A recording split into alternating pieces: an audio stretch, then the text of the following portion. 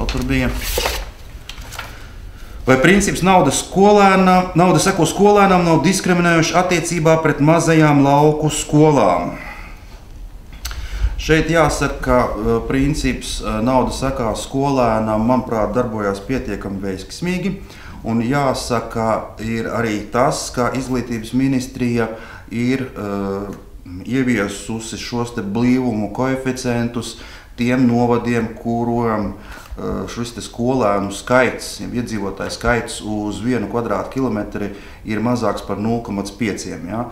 Un līdz ar to šis te blīvumu koeficients, jeb šī te papildus piemaksa, manuprāt, ka izlīdzina šo te situāciju. Protams, ka var runāt par jebkādu citu vēl papildus koeficientu ieviešanu, bet tas jebkurā gadījumā ir vistiešākā veidā saistīts ar valsts budžeta iespējām. Tā. Vai tiks palielināts budžeta vietu skaits Latvijas augstskolās?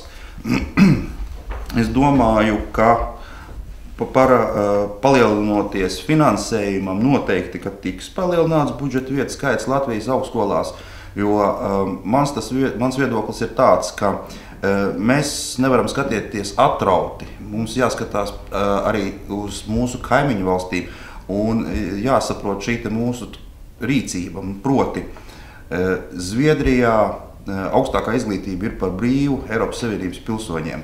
Latvijā arī vidējā vispārējā izglītība ir kvalitatīva, un šiem skolēniem tiek iemācīts labi vairākas svešvalodas. Līdz ar to viņiem ir iespēja izbraukt uz, pieņemsim, Zviedriju un studēt Zviedrijā.